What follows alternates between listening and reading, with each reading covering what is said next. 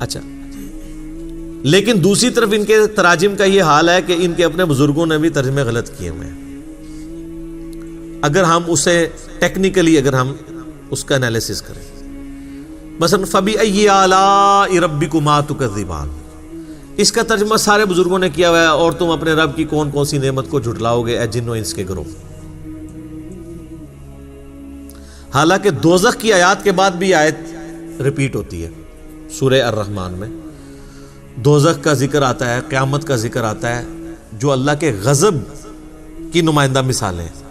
اس کے بعد یہ تو نہیں ہونا چاہیے تھا کہ تم اپنے رب کی کون کون سی نعمتوں کو جھٹلاتے ہو. یہ ترجمہ غلط کیا ہے انہوں نے. آلا کا مطلب نعمت نہیں ہوتا، قدرت کی نشانی ہوتا ہے.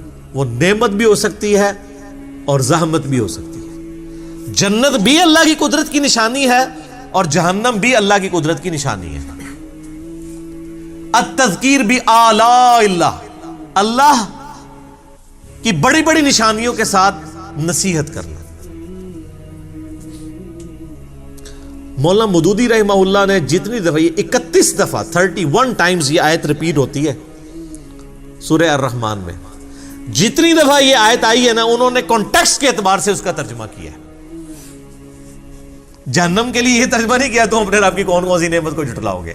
اور نعمت تو خود عربی کا لفظ ہے، ثم لتسألن یومئذ عن النعیم، اس دن تم اپنے رب کی، تم سے پرسش ہوگی ہر نعمت کے بارے میں. آلہ کا مطلب نعمت نہیں ہے، ہر قدرت کی بڑی نشانی آلہ اللہ ہے. چاہے وہ جنت ہو، چاہے جہنم ہو، چاہے سورج ہو، چاند ہو، زمین ہو، ستارے ہوں، فرشتے ہوں، جنات ہوں، انسان ہوں، یہ سب اللہ کی قدرت کی نشانی ہے. تو مولانا مودودی رحمہ اللہ نے پھر کانٹیکسٹ کے اعتبار سے ہر دفعہ ڈیفرنٹ ترجمہ کیا. تو پھر پڑھا لکھا بندہ تو پھر پڑھا لکھا ہی ہوتا ہے نا سر، لیکن اس کے بعد ڈگری نہیں ہوتی. ڈگری ہوتی تو پھر غلط ترجمہ کر دیتا. ٹھیک ہے، ویسے ڈگری بھی انہوں نے بعد میں لے لی تھی ایم شغل میلے میں. ان کی ڈگریوں کی باقاعدہ سکینڈ کاپیاں موجود ہیں نیٹ کے اوپر. مولانا مودودی تو پھر آپ کو پتا ہے آئنسٹائن تھے نا. جب مولویوں نے شغل میلہ لگایا نا، یہ ڈگری ڈگری ڈگری، انہوں نے کہا من دسو تو درس نظامی دے کورس دے پیپر کیڑے نے. انہوں نے کہا جی آخری دسو، آخری سال دے. 6 مہینے کی تیاری کے بعد مودودی صاحب نے پیپر دے کے ان کے منہ پہ ڈگری لا کے ماری. ڈگریوں کے جس کے اوپر پی ایچ ڈی ہوتی ہوں تو وہ ڈگری ہیں. جس کو ڈاکٹر اقبال 18 سال کی عمر مودودی صاحب کی، اور ڈاکٹر اقبال کہہ رہے ہیں کہ یہ بندہ مسلمانوں کا تھنک ٹینک ہے مستقبل کا. الجہاد فی الاسلام ان کی کتاب جب پڑھی، ڈاکٹر اقبال نے ان کو یہاں بلایا تھا. آپ کو پتا ہے نا پاکستان میں یہ جو منصورہ میں جماعت اسلامی کا مرکز ہے، یہ ڈاکٹر اقبال نے لے کے دیا ہوا ہے ان کو، جن کو ہم حکیم الامت اور کتنے بڑے بڑے القابات دیتے ہیں، شاعر مشرق. تو ان کو بھی پتا تھا کہ جینیس بندہ تو جینیس ہوتا ہے، اس کو ان چیزوں کی ضرورت نہیں ہوتی ہے. مجھے وہ غامدی صاحب کی بات یاد آ گئی. ان سے کسی نے پوچھا نا جی آپ کے پاس ڈگری ہیں؟ ڈگری نہیں ہے. تو انہوں نے کہا ہم تو بزرگوں سے پڑھتے رہے. انہوں نے کہا کسی بزرگ نے آپ کو ڈگری نہیں دی؟ انہوں نے کہا بزرگ ڈگریاں نہیں دیتے، بزرگ پڑھانے کے بعد دعائیں دیتے ہیں. تو دعائیں لی ہوئی ہیں بزرگوں کی. یعنی یہ ڈگریوں والی دھونس اور اس طریقے سے یہ معاملات، یہ خود ان سے بھی مس ہینڈل ہوئے ہوتے ہیں. یہ ترجمے کے پوائنٹ آف ویو سے میں نے ایک امپورٹنٹ چیز بتا دی. اچھا، اسی میں ایک اور چیز ہے کہ الفاظ کے چناؤ میں بعض اوقات دوسری لینگویج میں جب آپ جاتے ہیں تو معاملات مس ہینڈل بھی ہو جاتے ہیں. حالانکہ اس میں انٹینشن بری نہیں ہوتی ہے، گستاخی کا فتویٰ نہیں لگنا چاہیے. مثلا واللہ خیر الماکرین، اس کا لفظی ترجمہ یہی ہے کہ اللہ تعالیٰ سب سے بہتر مکر فرمانے والا ہے. لیکن مکر کا لفظ اردو میں نٹوریس ہے. اب اعلیٰ حضرت نے اس کا ترجمہ کیا اللہ تعالیٰ وَمَكَرُوا وَمَكَرُ اللَّهِ، یہ آیت واللہ خیر الماکرین سورہ ال عمران میں. کافروں نے بھی مکر کیا اور اللہ نے بھی اپنی خفیہ تدبیر فرمائی، اور اللہ تعالیٰ سب سے بڑھ کر خفیہ تدبیر فرمانے والا ہے. اچھا، آپ یہ بریلوی لے کے آتے ہیں، وہ کہتے ہیں جی یہ دیکھیں جی یہ ہے بڑا مؤدب ترجمہ. ہم جناب ایک معصومانہ عرض کرتے ہیں تدبیر تو خود عربی کا لفظ تھا، اللہ نے کیوں نہیں استعمال کیا؟ اللہ کو نہیں پتا تھا بعد میں میری گستاخی ہو جانی ہے مکر کے لفظ سے. اب جن لوگوں نے مکر کا ترجمہ مکر ہی کر دیا، ان کے اوپر یہ وہ لٹھ لے کے انہوں نے مگر پہ کہتے ہیں گستاخی ہوگی گستاخی ہوگی، حالانکہ کوئی ان کی انٹینشن گستاخی کی نہیں تھی. انہوں نے مکر کو انہوں نے کہا نہیں اردو میں مکر نٹوریس لفظ کے طور پہ استعمال ہوتا ہے. انہوں نے کہا بھائی لاکھ انہوں نے یقین دلایا کہ بھائی ہم اس نیت سے نہیں کر رہے ہیں، ٹھیک ہے آپ بہتر ہے جو آپ نے ترجمہ کیا لیکن یہ بھی کوئی غلط نہیں ہے، لیکن پیچھے. اب جب میں نے اعلیٰ حضرت کا سورہ آل عمران سے نکالا ہے کہ صحابہ کرام کہ جب وہ غزوہ احد اور بدر کے کانٹیکسٹ میں تھوڑا سا وہ ڈگمگائے تو وہاں پہ اعلیٰ حضرت نے ترجمہ کیا ہے تم نے نامردی دکھائی، باقیوں نے ترجمہ کیا ہے تم نے کمزوری دکھائی. یہ جو میرا وہ پرائم منسٹر کے دفاع پہ گستاخ صحابہ کا فتویٰ، لاکھوں لوگوں نے میرا وہ کلپ دیکھا ہے، اس میں ایچ ڈی کیمرے میں نے دکھایا نامردی کا لفظ استعمال کیا ہے اعلیٰ حضرت نے صحابہ کرام کے لیے. تو آپ دیں سرٹیفکیٹ آج کے رسول ہونے کا. تو مجھے کئی بریلوی علماء نے بھی فون کیا، کہتے سانو بھی نہیں سی پتا. میں کہا اڑاؤ نا میدان وچ کہو نا کہ اعلیٰ حضرت صحابہ نہ مرد کہہ کے گئے نے. نہ مرد کا کیا مطلب ہے؟ تو وہ تعویل کریں گے نہیں وہ اصل میں شستہ اردو میں کمزوری دکھانے کو نامردی کہتے ہیں. تو سر وہ اگر انہوں نے مکر کا ترجمہ دوسروں نے مکر کر دیا تو ادھر تو آپ ان کو نہیں معاف کر رہے تھے. اردو زبان میں اس وقت نامردی کا مطلب کیا ہے؟ جو اسٹیبلش اردو ہے اپنے بابے کا دفاع کریں گے، دوسرے کے بابوں کی چھوٹی سی بات ہوگی رگڑ دیں گے. لیکن بعض جگہ واقعی معاملات مس ہینڈل بھی ہوئے ہیں، جیسے یہ سورہ الضحیٰ کی آیت ہے وَوَجَدَكَ ضَالًّا فَہَدَىٰ. اب اس کا کئی لوگوں نے ترجمہ غلط بھی کر دیا. مولانا مودودی نے صحیح کیا ہے ترجمہ، امین حسن اسلائی صاحب نے بھی صحیح کیا ہے، ڈاکٹر اسرار نے بھی صحیح کیا ہے، لیکن اشری تھانوی صاحب باقی لوگوں سے مس ہینڈل ہوا کہ اے نبی ہم نے تمہیں گمراہ پایا تو ہدایت دی. اب وہ اس کی تعویل کرتے ہیں گمراہی سے مراد ہم وہ گمراہی نہیں لے رہے بلکہ جو بندہ راستے کی تلاش میں ہو. لیکن اب وہ چونکہ الفاظ کا چناؤ ہو گیا غلط، اب یہ پیچھے پڑے ہوئے ہوں. اعلیٰ حضرت نے ترجمہ کیا کیا؟ اے نبی ہم نے تمہیں اپنی محبت میں خود رفتہ پایا تو منزل مقصود تک پہنچا دیا. اب یہی بات وہ بھی کہنا چاہ رہے تھے، یہاں پہ انہوں نے الفاظ کا چناؤ ایسا کیا کہ یہ اس ایک ترجمے کو لے کے وہ پھر لکیر پیٹتے رہتے ہیں، کہتے ہیں دیکھیں جو نبی کو گمراہ مان رہا ہے آپ نے اس کا ترجمہ پڑھنا ہے. تو اب اس طرح کی مس ہینڈلنگ واقعی ہوئی ہے کہ یہ جب عربی کو آپ اردو میں ٹرانسلیٹ کرتے ہیں تو آپ نے اس کانٹیکسٹ میں دیکھنا ہے یہ ضال کا معنی صرف گمراہی نہیں ہوتا. جو شخص کسی کی تلاش میں سرگرداں پھرے نا اسے بھی ضال کہتے ہیں، کسی کی محبت میں ڈوب کے. جیسا کہ حضرت یوسف علیہ السلام کے لیے قرآن میں آیا کہ ان کے والد کے بارے میں ان کے بھائی کہتے ہیں ان ابانا لفی ضلال مبین، ہمارے ابا تو یوسف کی محبت میں ڈوب چکے ہیں. اب ضال ترجمہ تو وہاں پہ بھی گمراہ ہو سکتا تھا، لیکن ایک بیٹا جو خود مسلمان ہے اس کا باپ پیغمبر ہے، اس نے اپنے باپ کو گمراہ تو نہیں کہنا. ان ابانا لفی ضلال مبین، ہمارے ابا تو یوسف کی محبت میں ڈوب چکے ہیں. اب یہاں پہ لفظ وہی ضال ہے، غیر المغضوب علیہم ولا الضالین، وہاں پہ گمراہی ترجمہ ہے لیکن یہاں محبت. اسی طریقے سے نبی علیہ السلام کے لیے جب آئے گا نا وَوَجَدَكَ ضَالًّا فَہَدَىٰ، اے نبی ہم نے آپ کو خود رفتہ پایا اپنی محبت میں، آپ کو ہدایت کی منزل مقصود تک پہنچا دیا. کیونکہ ڈیٹم لیول کی ہدایت تو تھی. سورہ یونس میں آیت نمبر 15 اور 16 میں آتا ہے کہ نبی علیہ السلام کی اعلان نبوت سے پہلے کی زندگی کو بھی اللہ تعالیٰ نے نبوت کی دلیل کے طور پہ پیش کیا. بنیادی توحید تو آپ کو ہمیشہ سے تھی. نبی تو پیدائشی پیغمبر ہوتا ہے، ہاں مبعوث بعد میں ہوتا ہے. پھر قرآن میں وہ جو آیا ما ضل صاحبکم وما غوا، تمہارے نبی نہ کبھی بہک کے ہیں نہ کبھی بہرا چلے. تو وہاں تو خود اللہ تعالیٰ ہمارا نبی کبھی بھی بہک کے نہیں ہے. تو وَوَجَدَكَ ضَالًّا فَہَدَىٰ کا ترجمہ وہی بنتا تھا جو اعلیٰ حضرت نے کیا ہے یا مولانا مودودی نے کیا ہے یا ڈاکٹر اسرار صاحب نے کیا ہے. تو اس طرح کے مس ہینڈلنگ کی وجہ سے پھر الٹیمیٹلی نقصان. لیکن اب کئی چیزیں ایسی ہیں جس میں مصیبت کھڑی ہوگی. مثلا لا اقسم بہذا البلد، اس کا ترجمہ سب نے کیا ہے اے نبی میں تیرے شہر مکہ کی قسم کھاتا ہوں. اللہ تعالیٰ نے مکہ کی قسم یاد فرمائی ہے. اور یہ بھی بالمفہوم ترجمہ ہے. جو اس کا باللفظ ترجمہ ہے وہ ڈیفرنٹ بنتا ہے. وہ یہ بنتا ہے میں تیرے شہر مکہ کی قسم نہیں کھاتا ہوں، لیکن وہ عربی کا سٹائل ہے. چونکہ یہ ایک لٹریچر کی بک ہے اور دعوت کے لیے اتری ہے، تو وہ جو اس طرح کا لا جو سٹارٹ میں آتا ہے نا، لا اقسم بیوم القیامہ، وہ جو پہلا لا ہوتا ہے نا، وہ ان کے عقائد کی نفی کے لیے ہوتا ہے. لا نہیں، غلط کہتے ہو تم. اقسم بیوم القیامہ، میں قسم کھاتا ہوں قیامت کے دن کی. تو وہ لا جو ہے وہ ان کے فرسودہ نظریات کے ساتھ جڑا ہوا ہوتا ہے. لیکن یہ عربی میں تو ہے، اردو میں آپ اس طرح کریں گے تو اردو میں ایسا نہیں اسٹائل ہوتا بولنے کا. تو میں بھی جو کہتا ہوں نا، تو یہ سنت الہی ہے. نہ میں وابی، نہ میں بابی، میں ہوں مسلم علمی کتابی.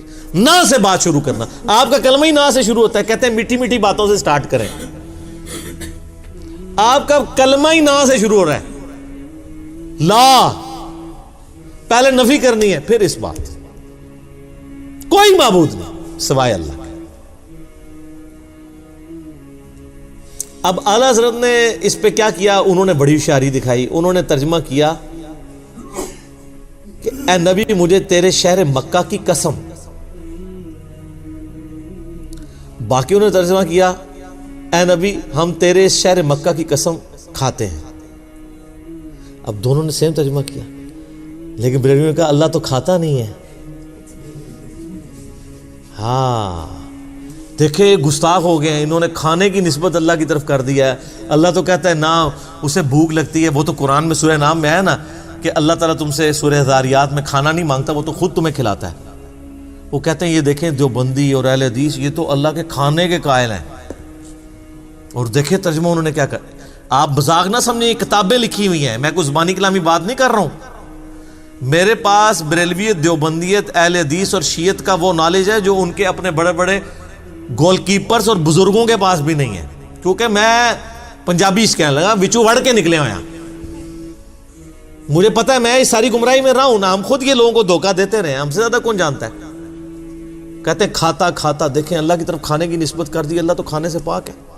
اور دیکھیں یہ کتنا مؤدب ترجمہ ہے. تو وہ مؤدب ترجمہ تو میں نے بتا دیا، ان صحابہ کو نہ مرد لکھا ہوا ہے. ایک اور لے جائیں، سورہ نمل میں وہ جو جنات پیش ہوتے ہیں نا، حضرت سلمان علیہ السلام وہ تخت بلقیس کے لیے، تو قال عفریت من الجن، ایک بڑا دیو ہیکل جن بولا کہ میں آپ کی اس مجلس کے برخاست ہونے سے پہلے ہی وہ لے آؤں گا. تو اب وہ عفریت کا ترجمہ اعلیٰ حضرت نے کیا ہوا ہے ایک خبیث جن بولا. تو جو انبیاء کی مجلس میں انبیاء کے یعنی صحبت یافتہ جن ہیں، جو انبیاء کی خدمت پہ مامور ہیں، ان کو یعنی صحابی جن کو خبیث کہا ہوا ہے. اے لو دو لے جاؤ پھر اج تحفے، جڑا کہ نا بڑا بامؤدب ترجمہ ہے. میں ایسے دو ہی دیتے نا، اور بھی بہت ساری ہیں چیزیں. تو عفریت کا ترجمہ انہوں نے کیا ایک خبیث جن بولا. باقی انہوں نے ترجمہ کیا ایک دیو ہیکل، یعنی ایک بڑا طاقتور جن. تو یہ اعلیٰ حضرت سے کوئی پوچھے کہ یہ آپ کو کیسے پتہ چلا کہ وہ خبیث تھا، آپ کو اس میں کیا خباثت نظر آئی ہے؟ جن سارے تو خبیث نہیں ہوتے ہیں. جن تو قرآن پاک میں آیا کہ نبی سورہ الجن میں کہ تم فرماؤ مجھے وحی کی گئی ہے کہ جنات کا ایک گروہ یہاں سے گزر رہا تھا، انہوں نے قرآن سنا اور وہ ایمان لے آئے، انہوں نے اس کتاب کی تصدیق کی. سورہ احقاف میں پوری ڈیٹیل آتی ہے. پھر وہ اپنی قوم میں چلے گئے کہ حضرت موسیٰ کے بعد اب ایک نئے پیغمبر آئے ہیں جو کہ اسی توحید کی طرف بلا رہے ہیں جو موسیٰ علیہ السلام کے پاس آئی تھی. ایک ہی مجلس میں قرآن سنا، ایمان لائے اور دائی بھی بن گئے. تو حضرت سلمان علیہ السلام کی مجلس میں جو جنات تھے، جب تک سلمان علیہ السلام یا قرآن یا حدیث یہ نہ بتائے کہ کون سا کافر جن تھا اور کون سا مسلمان جن، آپ خود کس طریقے سے نیگیٹو یعنی اپروچ کیسے رکھ سکتے ہیں؟ آپ کو تو پازیٹیو اپروچ رکھنی چاہیے. اور پھر وہ اپنی خدمات پیغمبر کے وقت کے پیغمبر کے لیے پیش کر رہے ہیں اور آپ اسے کہہ رہے ہیں خبیث جن.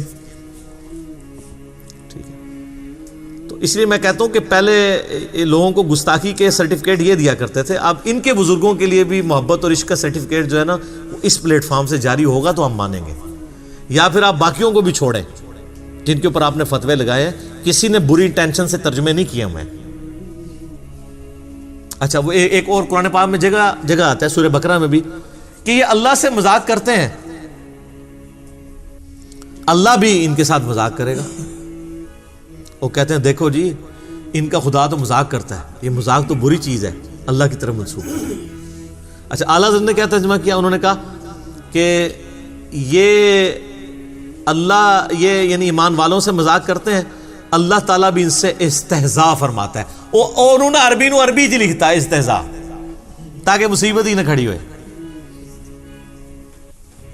اچھا اسی طریقے سے قرآن پاک میں آتا ہے نا کہ اللہ تعالیٰ ان کو گمراہ کر دے گا ان کی بدعمالیوں کے سبب. تو اس طرح کے جو الفاظ اس حوالے سے آتے ہیں تو اس میں اعلیٰ ترجمہ کرتے ہیں اللہ تعالیٰ انہیں غافل کر کے مارے گا. وہ کہتے ہیں آپ کسی بھی غلط چیز کی نسبت اللہ تعالیٰ کی طرف نہیں کریں گے. یار جب اللہ تعالیٰ نے خود الفاظ کا چناؤ قرآن میں ایسا کیا ہوا ہے، اور پھر اس سے بڑھ کر یہ کہ انہوں نے پھر ترجموں میں اس لیول تک دو نمبری کی کہ باقیوں کے اوپر گستاخی کے فتوے لگا دیے. وما محمد الا رسول قد خلت من قبلہ الرسل، محمد تو نہیں مگر ایک رسول ہی، ان سے پہلے بھی کئی رسول گزرے. افئن مات، اگر یہ مر جائیں، او قتلا یا قتل ہو جائیں، تو کیا تم دین سے الٹے قدم پھر جاؤ گے؟ اب اعلیٰ حضرت نے کیا ترجمہ کیا؟ محمد تو نہیں مگر ایک رسول ہی، اگر یہ انتقال فرما جائیں یا وصال فرما جائیں یا شہید کر دیے جائیں تو تم دین سے الٹے قدم پھر جاؤ گے. وہ ترجمہ ہی چینج کر دیا. ماتا کا ترجمہ تھا مر جائیں. وہ میں ڈاکٹر طارق قادری صاحب کی ویڈیو دیکھ رہا ہوں، کہتا نبی کو مرنے والا کہنے والوں تم مر جاؤ. تو یہ کس کو کہہ رہے ہیں؟ اللہ کو. سورہ زمر کی آیت ہے انکا میتن و انہم میتون، اے نبی تم نے بھی مرنا ہے اور تمہارے مخالفین کو بھی مرنا ہے. اب ان سے پوچھ کے قرآن نازل ہوتا تو ہوتا ہے کہ اے نبی تمہارے مخالفین کو بھی مرنا ہے اور آپ کو بھی وصال شریف فرمانا ہے. وصال عربی کا لفظ ہے، یاد رکھیے گا، اللہ نے یہ لفظ نہیں استعمال کیا. وفات بھی عربی کا لفظ ہے اور میت بھی عربی کا لفظ ہے.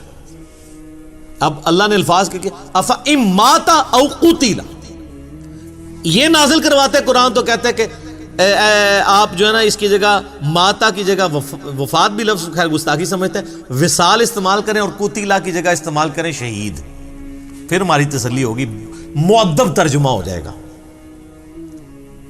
اور اسی طریقے سے وہ جو سورہ فتح کی شروع کی آیات ہیں اس پہ تو میرا کلپ لاکھوں لوگوں نے دیکھا ہے، انا فتحنا لک فتحا مبینا، وہ ترجمہ ہی الٹ کر دیا ہے. یعنی وہ جو نبی علیہ السلام کی خصوصیت تھی کہ اللہ تعالیٰ آپ کی اگلی اور پچھلی خلاف اولا چیزوں کو معاف فرما چکا ہے. انہوں نے کہا اے اللہ، اے نبی، اللہ تعالیٰ آپ کے صدقے سے آپ کے پچھلوں اور آپ کے اگلوں کی غلطیوں کو کتنا دور کا ترجمہ کیا ہے. حالانکہ بخاری مسلم اٹھائیں صحابہ کرام تو اس آیت کو کوٹ کر کے اما عائشہ اور باقی لوگ کہا کرتے تھے یا رسول اللہ آپ تو بڑے خوش نصیب ہیں کہ آپ کی اگلی پچھلی خطائیں اللہ نے معاف فرما دی ہیں. گناہ نہیں، خطا، لغزش ہے. حتیٰ کہ بخاری مسلم میں جو حدیث ہے، حدیث شفاعت، کہ سب کے سب لوگ پہلے آدم علیہ السلام کے پاس جائیں گے، پھر نوح علیہ السلام کے پاس وہ ان کو بھیجیں گے، وہ کہیں گے مجھے اپنی غلطی یاد آ رہی ہے. نوح علیہ السلام کہیں گے میں نے اپنے کافر بچے کے لیے دعا کی تھی، آج مجھے اپنی غلطی یاد آ رہی ہے. تم موسیٰ کے پاس جاؤ، موسیٰ علیہ السلام کہیں گے مجھ سے بھی بندہ مر گیا تھا. تم ابراہیم کے پاس جاؤ، ابراہیم کہیں گے مجھے بھی 3 دفعہ توریتاً جھوٹ بولنا پڑا. تم جو ہے عیسیٰ کے پاس چلے جاؤ، عیسیٰ ابن مریم کہیں گے کہ بھئی مجھے تو آج اپنی جان کی فکر ہے، البتہ میں ایک ایسے شخص کو جانتا ہوں جس کی اگلی اور پچھلی خطائیں اللہ تعالیٰ نے معاف کر دی ہیں. تم محمد رسول اللہ کے پاس جاؤ صلی اللہ علیہ وآلہ وسلم. عیسیٰ علیہ السلام قیامت والے دن حضور کے ہاتھوں پہ صلی اللہ علیہ وآلہ وسلم شفاعت کا دروازہ کھولنے کے لیے بنیاد کس کو بنا رہے ہیں کہ جس کی اگلی پچھلی خطائیں معاف ہو چکی ہیں. کون سی اگلی پچھلی؟ جو باقی انبیاء کو جس سے ڈر لگا ہوا ہے. یہ آیت کو معمولی نہ سمجھیں، حضور کی شان میں بڑی آیات میں سے ہے. انبیاء تو قیامت والے دن فکر کر رہے ہوں گے کہ ہم نے جو دنیا میں غلطی ہوئی ہمارا کیا بنے گا. اچھا یہ بزرگ کہہ رہے ہوں گے کہ ہم تو جنت میں نہیں جائیں گے جب تک ساروں کو لے نہ جائیں. تو اس کا مطلب ہے کہ آپ کے بزرگوں کا مرتبہ انبیاء سے زیادہ ہوا. پھر ظاہر ہے انبیاء تو کہہ رہے ہیں نفسی نفسی، اور عبد القادر جیلانی کہہ رہے ہیں مریدی مریدی. کہانی سب کہانی، کوئی کھنگن بھی نہیں دے گا اتنے بھائی، سب کچھ جھوٹ ہے. لیکن مرنے کے بعد جب آنکھ کھلے گی تو پھر دیر ہو چکی ہے. دیکھ لیں جی آج صرف 2 پوائنٹ ہی کور ہوئے ہیں،